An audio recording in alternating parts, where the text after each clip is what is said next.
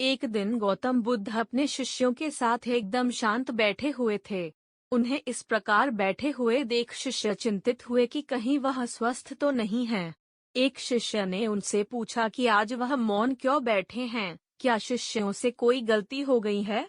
इसी बीच एक अन्य शिष्य ने पूछा कि क्या वह स्वस्थ हैं, पर बुद्ध मौन रहे।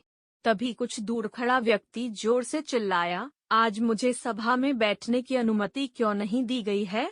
बुद्ध आंखें बंद करके ध्यान मगन हो गए। वह व्यक्ति फिर से चिल्लाया, मुझे प्रवेश की अनुमति क्यों नहीं मिली?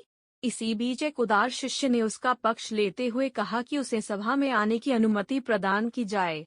बुद्ध ने आंखें खोलीं और बोले, नहीं, वह छूत है, उसे आज्ञा नहीं दी जा सकती। यह सुनकर शिष्यों को बड़ा आश्चर्य हुआ। बुद्ध उनके मन का भाव समझ गए और बोले, हाँ, वह छूत है। इस पर कई शिष्य बोले, हमारे आश्रम में जात पात का कोई भेद ही नहीं, फिर वह छूत कैसे हो गया? तब बुद्ध ने समझाया, आज वह क्रोधित होकर आया है। क्रोध से जीवन की एकाग्रता भंग होती है। क्रोधी व्यक्ति प्राय मानसिक हिंसा कर बैठता है, इसलिए जब तक वह क्रोध में रहता है तब तक अछूत होता है। इसलिए उसे कुछ समय एकांत में खड़े रहना चाहिए।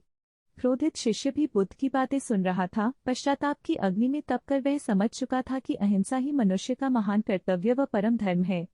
वह बुद्ध के चरणों में गिर पड़ा और कभी क्रोध न करने का प्रण लिया। शिक्षा आशय यह है कि क्रोध के कारण व्यक्ति अनर्थ कर बैठता है और पश्चाताप उसे बाद में होता है, जिसका कोई लाभ नहीं मिलता। इसलिए हमें क्रोध नहीं करना चाहिए। असल मायने में क्रोधित व्यक्ति अछूत हो जाता है और उसे अकेला छोड़ देना चाहिए। क्रोध करने से तन, मन और धन तीनों की हानि होती है। क्रोध से ज्यादा हानिकारक कोई और वस्तु नहीं है।